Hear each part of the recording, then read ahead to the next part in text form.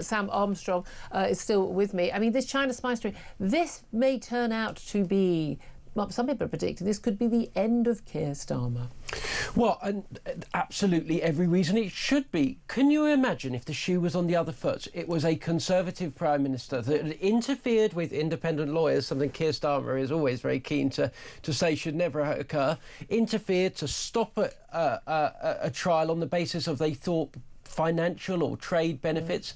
He would have been the first to call for them to go. And this is just yet another example with this Prime Minister of just brazen, blatant hypocrisy every single time. He said one thing when he was in opposition, he's now in there, and he's just as bad as any of the others. Here's the thing, I'm not a fan of Keir Starmer. Would I have thought that he was a traitor to his country? No, I just think he's a bit hopeless and silly, lily-livered, lefty North London lawyer. You know, but that's not the same as thinking he's a traitor. I mean, of course, he was traitorous during the years post-Brexit, post-Brexit referendum, trying to undermine Britain's negotiating position. No doubt all about that. But, you know, there's a difference between, I don't really want Brexit to happen, and actually selling your country down the river for our security to China, which is blatantly a hostile enemy state. And this is the thing.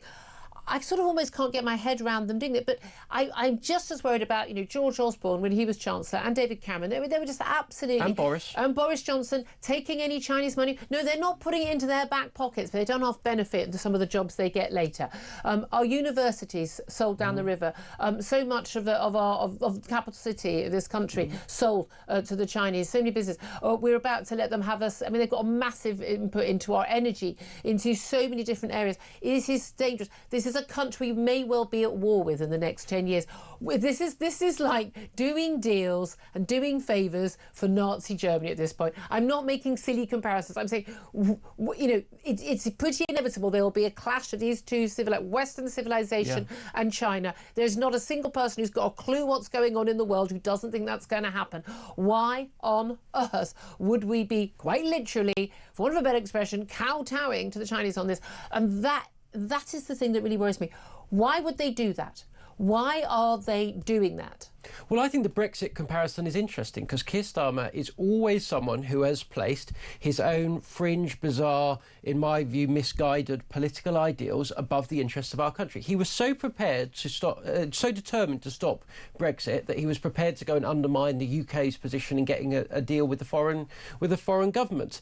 And you look at the Indian Ocean, the Chagos Island deal, and you just think that's the equivalent in the 1930s to handing over the Shetland Islands to the Nazis. I mean, it's just weird. We will come to rue the day that the Channel Islands, actually. I mean, this is the thing. So just in case you've just tuned in, it's just 1 minute past 11. We've dropped the news because we were expecting Donald Trump to be speaking by now in the Israeli parliament, the Knesset. We've had standing ovations for the Prime Minister of Israel, Benjamin Netanyahu, also for the chiefs of the military as well, of course, and also actually for Steve Witkoff, interestingly, as well. And actually even for Jared Kushner. And, he's been a sort of Middle East peace envoy. It's almost like having him in the room. I've said, uncanny resemblance of you, Mr. Sam Armstrong, if you don't mind me saying. We are expecting the weight. We are expecting Donald Trump to be speaking any moment now. As soon as he does, I promise you won't miss a single word. I think this is very, very significant. The worry, of course, is, Sam, and this is the reality, we can all be very hopeful. And yes, it's extraordinary that Hamas has agreed to hand over the hostages, the live hostages and the hostages' bodies before anything else happens. OK, ceasefire.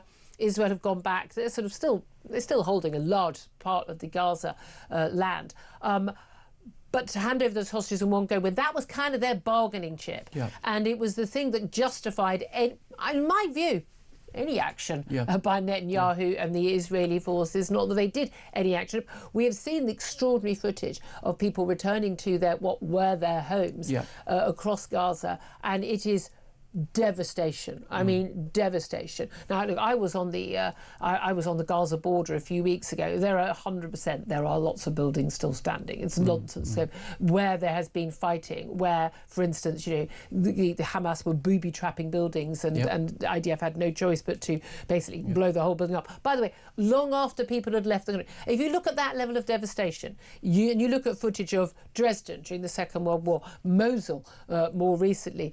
You look at Damascus Damascus, the Syrian war. This is what a war landscape looks like. It's devastating. It's awful. It's why you shouldn't start wars, which is what Israel didn't do, what Hamas did do. I mean, I'm slightly changing the word, but, you know, frolicked around and found out is basically the message here. But how do they rebuild? Because you are going to, you know, all the nonsense and the false claims of famine and genocide, absolute nonsense. Given that level of devastation, the fact that we're only looking at, less than 40,000 civilians, even on Hamas's own figures, dying through that devastation over 2 years, is a testament. I mean, that sort of number have died in a day in previous wars, for goodness sake. That tells you how careful the IDF has been, but that doesn't mean you're not going to get innocent loss of life. How difficult will it be to rebuild Gaza? They still haven't dismantled the tunnels, they still haven't got rid of Hamas. How are they going to do it? Well, with Hamas in place, impossible. This is an organisation which, of course, is not only the going around routinely killing Gazan civilians. As we've seen on camera in the last 24 hours. Anyone that poses a political challenge to it, it has been involved in the massive, enormous, industrial-scale corruption and stealing of every penny of aid that goes into Gaza. There is a reason when you see footage of the wives of Hamas leaders and fighters and diplomats, they're all carrying designer handbags. Yes. They're not all poor in Gaza. Even when they were going through the tunnels to escape, yes. They made sure they brought their designer labels with them, right? These are people that have got rich off the Gazan people. They've got rich off causing conflicts, fighting wars and all the rest of it. And the taxes of our money that's gone to the UN and other organisations then being passed on to them. We buy terrorists' wives handbags. Yeah. We do, I'm sorry. We also buy the terrorist weapons. We buy them Mercedes cars. Yeah. They're driving around, they're doing very well. However, I'm quite optimistic because having given up the hostages, Hamas doesn't have many cards left to play. So if they do try and play silly games, there will be nothing to stop Israel now prosecuting the kind of war that many people would have liked them to fight in the first place. So Hamas... Well, because that's the thing, because the IDF didn't go into certain places in Gaza City, for instance, because that was where they believed, even certain areas in Gaza City, that's where they believed that the Hamas hostages were, and they did not want any more of their people to die as a result of their own bombing. The hostages were Hamas's secret weapon during this war. Well, open weapon.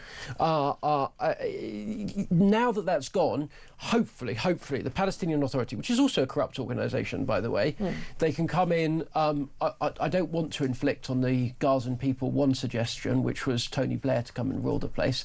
They may be bad, but they're not that bad.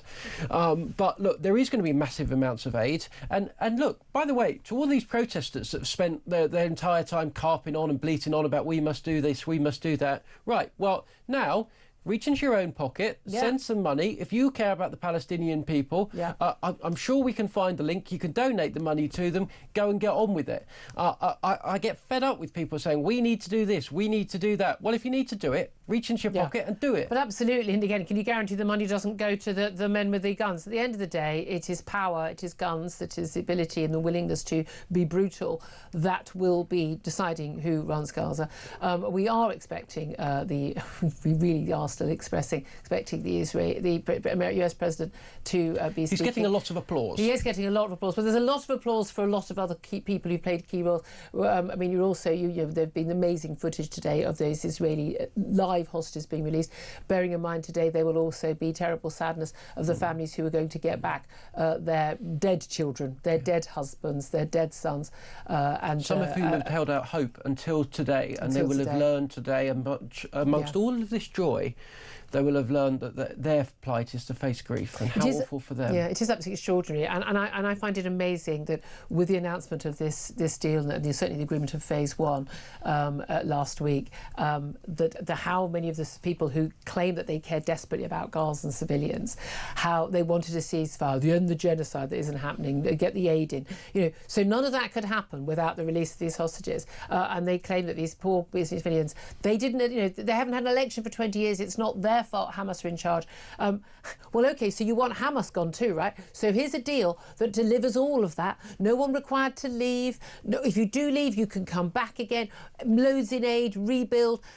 Not putting the Israelis in charge. Israeli forces outside, but a buffer zone to make sure both the Israelis and the Gazans are safe from each other. I mean, what is not to like? If you claim to care about the people of Gaza, the innocent civilians, the babies you care so much about, you cannot be opposed to this peace. Oh, no, no, no, they say. No, we want a different kind of peace, a different kind of ceasefire, a different kind of aid coming in. This is the thing. They'll never be happy. Now it's free Palestine, and it's something else entirely. And the goalposts have moved. They will never be happy. These people tell you exactly what they want. They want Palestine from the river to the sea. That means all of the Jews gone. They don't care. Yeah. They don't care where. They could be dead. They could be deported. These people are actively campaigning on the streets for what? A genocide. They wish to remove the Jewish people from their homeland on the basis of the race. The irony is, the only people calling for a genocide, Hamas and their supporters. Indeed. What do you make of the two-tier policing we saw once again over the last week, but particularly at the weekend when we had these more outrageous scenes of these marchers, again, claiming they want peace. Well, there's a ceasefire. You've got your ceasefire. Why are you calling for a ceasefire? You've already got one. And you've got these marchers and shouting again these anti-Semitic slogans, these slogans about death to Israel, death threats, open death threats are putting Zios in the ground, i.e., you and me, because we support the right of Israel to exist. That means they want us dead. I'd rather like the police to arrest people who call for that publicly, dance and cheer for it, especially if they're a student at my former university, apparently. Just so you know, just before you answer, actually, just say... Donald Trump is about to speak. He has been introduced. He's been in the Knesset now, I think, for about 15 minutes. He was given a 4-minute standing ovation already. Each member of the Trump administration watching on in the Knesset has had their name read aloud. More standing ovations for them.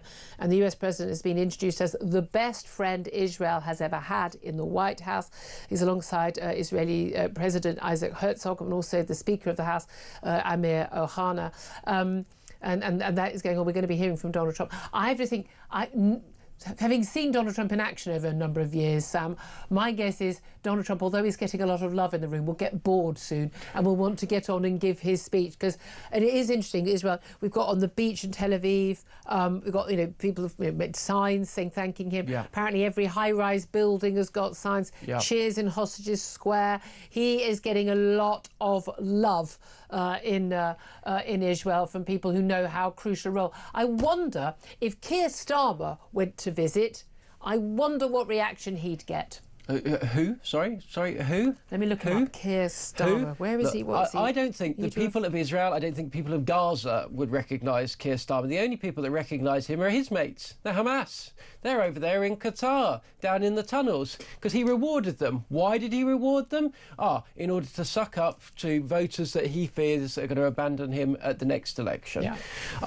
Look, Donald Trump, I'm sure, is enjoying his moment. He does like getting praised. I imagine this is going to deserves it in this case. I imagine this is going to be one of these days where he's going to speak largely off his auto cue. I feel a bit sorry for his speechwriter that spent all this time with his remarks. So do I. He is going to be taking his victory lap. But as actually, he doesn't. There are lots of people who don't like this deal because it's Donald Trump. Yeah, and by the way, he deserves a Nobel Peace Prize for this. Totally. Why he wasn't given it last week? But I don't know. It hadn't happened by last week in that sense. Could you try? I mean, not that Obama had to do anything to get his Nobel Peace. He'd been in power. Well, he'd been nominated within 6 weeks of taking office. He hadn't done a thing. He's responsible for more deaths, if you ask me, by these organisations have been taken over by the left. It is basically impossible to win a prize as a right-wing president and guaranteed as a left-wing one. We know what is going on, but look, frankly, one Nobel Peace Prize isn't enough if this peace holds. Yeah, that's the thing, does it? But I mean, coming back, because I've just got a sideline there talking about what's happening in the Knesset, but in terms of what's been happening on our streets, these people who protest, who got their kafirs on. Yeah. and they feel very strongly, apparently. Terrorist scarves. The terrorist scarves. I mean, again, they never seem to know many facts. I always think it's strange. It's like people who campaign on things like climate change, and you try and have a conversation with them based on not opinions, but just should we just talk about a few of the facts and establish some facts? They tend to know very, very little. I mean, Greta Thunberg knows less about Gaza and Israel and the history of the Middle East than she knows about climate change. This is what happens when you bunk off every Friday. But there we are. But what do you make of the people on the streets continuing to be on the streets, and the continuation of, no matter how many times we point it out, the two-tier policing on our streets? Well, on the two-tier policing, I'm not surprised. As listeners all know, I work for the Free Speech Union when I'm not here, and time again, over the 4,500 cases we've seen, there is a massive, totemic, enormous, huge imbalance between the kinds of people who are hauled before the courts or visited by the police for frankly benign, anodyne comments on social media, and the extreme statements, acts of hate and violent imputations that are absolutely criminal. They meet that test of criminality anywhere in the world, which is calling for imminent lawless action. And time again, they are ignored. And by the way, it wasn't just that little Muggins, little Tarquin that was shouting all of that stuff. And as I say to him, come and have a go. If you want to put Isaiah in the ground, I'll give you a chance to let me know where and when, I'll be there. But it was an entire crowd, a mob, a horde, all of whom joined in shouting that back, because it's all call and response. They've all said it. And as far as I'm concerned, each and every one of them has called for imminent violence against people in this country. I will defend free speech, but that's way over the line. It's not the sort of speech that I or the organisation I work for defends. Each of them needs arresting and charging. And if they don't, and they won't. It tells you everything you need to know about the police and their priorities today. Do we think, I mean, I know coppers, got friends who are coppers, I talk to individual police officers, and do you think that they are going, I absolutely support the cause of the Palestinian people? I don't think they are that political. I think your average copper is as horrified by all this, but they've got their hands tied, because you've got the sort of the DEI hires, you've got the senior figures in the police. You've got Met. I mean, Mark Rowley, I mean, better than Cressida Dick in the Met Police, but it's a low bar. It's exactly as you say, a low bar. And you know, they're basically on instruction that, and then also there clearly is this issue where, look, we can arrest the odd person who's holding a sign saying "I stand with Britain's Jews." Again, sorry, how on earth? Well, it's provocative. It's why is it so provocative? You think there's going to be violence? So you think that someone saying "I stand with Britain's Jews" will provoke somebody into violence? Isn't that the problem? I mean, I'm sorry. It's like the person who's provoked into violence in that scenario is the problem, not the person holding the sign. But crucially, they won't send in the police vans. They don't send in the heavy mob police. Now, there may be a very, very strong argument for policing in a more subdued way, but to get people. But they don't arrest people. They are not arresting people in those marches, and they're largely not being arrested after the fact either. They don't mind going in when it's a few retired librarians and vicars who are sitting on the grass outside, Parliament, saying, the T-shirt on saying, "I heart Palestine action," which is a prescribed terrorist group. They'll do those people because they know it's safe to arrest them, but they won't do the people who are blatantly shouting for death to some of our fellow British citizens on the streets of this country. And that is intolerable. It's intolerable. And look, there's no doubt that the police leadership are a massive, the majority of this problem. But I do have a problem with individual police officers, PCs, sergeants and the like, all of whom, by the way, took an oath to uphold the laws of this country impartially. I do have a problem when they're going around and nicking these people either because they've been told to, or because they're cowardly, or because they just think it will cause less hassle that way. Every time that happens, those individuals, just like the sexists and the misogynists and the racists, they need kicking out of the police force too, because they've got no role in British policing. If you are arresting someone, nicking someone, exercising their free speech because it's convenient, I'm sorry, I don't want you wearing the uniform. I don't want you on the streets of London. We need better than that. This country's got a massive crime problem. We need to have really high standards for police officers. We probably need to pay them more, and then we need to expect them to go out and do the job properly. The standards we set for people working in public roles. But also knowing the law, knowing the actual law. And by the way, we need to have a little bit of exercise in, like, what Hamas slogans are and what they mean. So much more to talk about. We didn't go to a break or to the news. In fact, we're going to miss another break now. Lucky old you. You get more of me and Sam. But because we're waiting for Donald Trump. This is why we don't normally do live feeds for these very things, but I think it's such a significant speech. But I think Donald Trump's already looking a little bit bored. I'm not gonna lie. In the Knesset, in the Israeli Parliament, big standing ovation from those in attendance. He's been very much praised. His team who were there with him as well, Steve Witkoff, his son-in-law Jared Kushner, and others, all being praised. Other senior figures, also Benjamin Netanyahu, the Israeli Prime Minister. I mean, let's he's agreed to this deal. For goodness sake, he is. I mean, get this. People always talk about. You hear on the BBC all the time. He's so unpopular in Israel. I'm telling you what. He still leads one of the most popular parties in Israel, and otherwise he wouldn't be in power, right? Here's the other key thing: the Israeli people are united as almost one. It's a democracy. People are allowed to have different opinions in democracy and express them and not get shot. I know, weird concept. Maybe the Gazans could understand that at some point. But genuinely, if you've been to Israel, talked to so many different people, and you look at the polling, the Israeli people are, as possible as it's possible to be, united in they want the Israeli hostages back. They want peace. They don't want to be at war, and they want Hamas destroyed. Now, we've got one of those, second on the way, third of those, big question mark about that.